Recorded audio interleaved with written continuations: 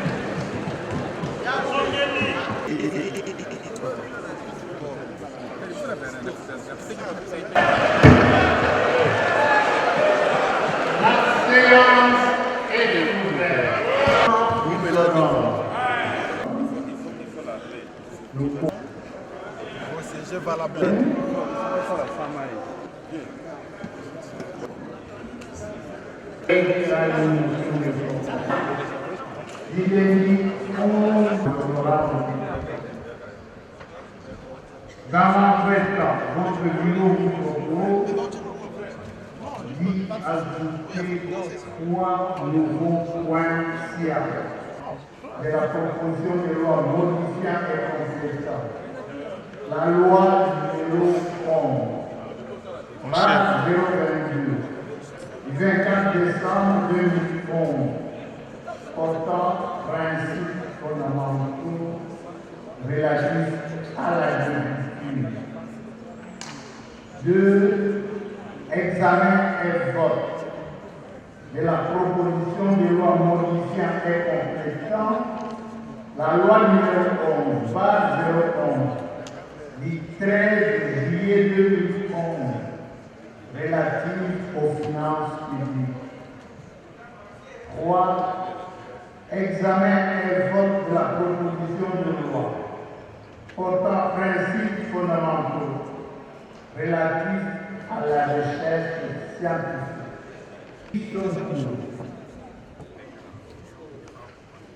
Merci collègues. Qui sont contre? Merci, il n'y en a pas.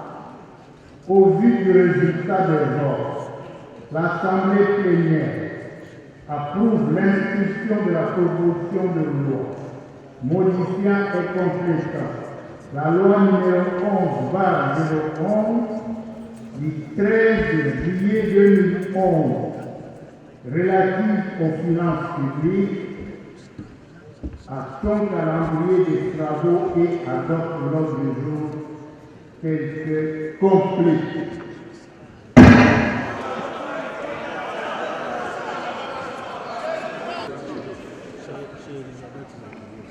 Merci pour la parole, honorable président. Honorable président de l'Assemblée nationale, honorable des provinces qui prennent parole dans le sens de dénoncer certains faits liés soit aux opérations, soit à...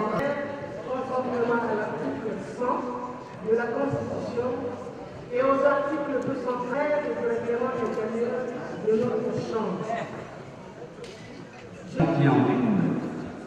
Avec votre autorisation, honorable président, je cède la parole à l'honorable rapporteur afin qu'il présente à la plénière le rapport final de notre commission. Je vous remercie. Honorable président, honorable membre du bureau, honorable député, mes chers collègues, je viens par le présent vous faire rapport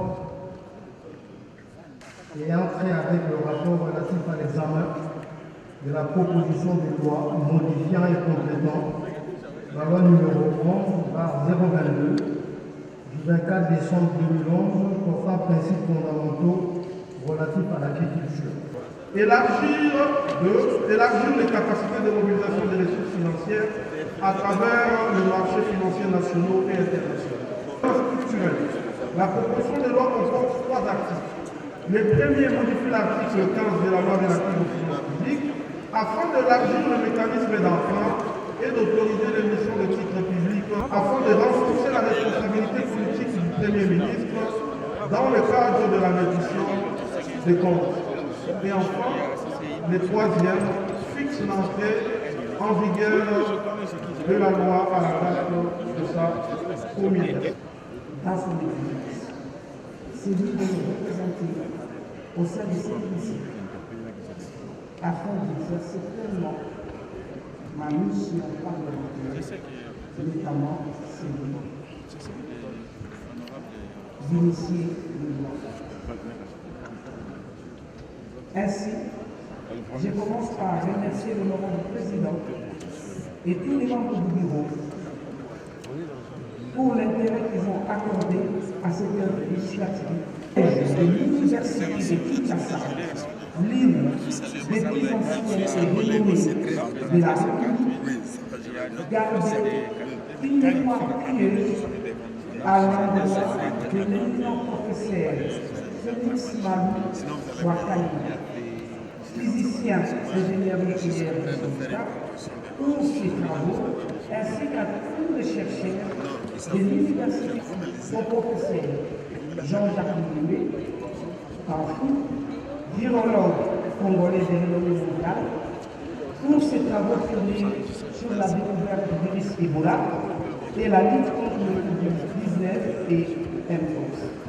Nous ne pouvons pas clore ces chapitres sans rendre hommage aux éminents professeurs de la faculté du droit de l'université de Kinshasa, nous citons le débatteur, Grégoire Bamandé Jawakoumou, pour ses travaux dans les domaines du droit minier et des hydrocarbures en Afrique centrale, et enfin le professeur Massamba définit les finalités stratégiques pour assurer la compétitivité nationale de la RDC. Elle renforce ainsi l'autonomie nationale dans les technologies clés comme le biotechnique et le marché public qui garantit l'assurance qualité et lui régi par le régime de marché public conformément. Parce que la pratique qui vient justifier la légalité de la pratique qui en réalité violait la loi sur l'endettement. Mais pour les 95% de minerais que nous possédons, on va faire des opportunités, quitte à la mettre en œuvre. Moi, président, mais cela n'empêche qu'il y a 2 petites recettes qui ne reprennent pas la même matière. Donc il faudrait bien revoir cela en commun. Il pose un certain nombre de problèmes. Le problème de droit. Et deuxièmement, lorsque vous regardez l'article 28 de la loi sur les finances publiques, il est clairement dit que la reddition des comptes doit être, le projet de loi sur la reddition des comptes doit être présenté dans la même forme que la loi sur la loi de finances. Donc ça veut dire, quand vous lisez cet alinéa-là, on n'interdit pas au Premier ministre de venir présenter la loi sur la reddition des comptes. D'autant plus que le même article vous dit, le ministre des Finances, c'est lui qui supervise le projet de loi sur la reddition des comptes. C'est plus aisé que ce soit le ministre des Finances, que ce soit le Premier ministre. C'est dans cette optique-là que nous avions demandé à l'Auguste Assemblée de déclarer cette proposition irrécevable, mais qu'on demande à la Commission économique, financière et de contrôle budgétaire de l'Assemblée nationale de mettre en place une organisation plus large pour étudier la loi sur les finances publiques de 2011, 15 ans après, et de nous proposer un texte complet. Et en ce qui concerne la proposition de la loi de l'honorable Madia, j'ai demandé à l'Assemblée, à l'Auguste Assemblée, de la déclarer recevable. Pourquoi? Parce que constitutionnellement, le fondement est là, parce que c'est l'article 123 de la Constitution, et sur le plan de l'opportunité, il y a l'opportunité, parce qu'aujourd'hui, il y a un lien entre la recherche scientifique et technologique et la croissance économique. Donc, nous devons renforcer le mécanisme de recherche scientifique pour nous permettre d'améliorer la qualité de notre croissance économique et même le développement de manière générale. C'est dans cette logique que je conclue en sollicitant que cette deuxième proposition de Normandie soit déclarée recevable et que ça puisse suivre son évolution normale au niveau d'une commission appropriée de l'Assemblée nationale. Le gouvernement ne soit pas autorisé à s'endetter auprès des banques au niveau local et sur le marché financier international. Et donc nous voulons lever ces verrous et s'ouvrir sur le marché international et permettre à notre pays de mobiliser suffisamment des recettes ou des ressources pour pouvoir financer les investissements structurants.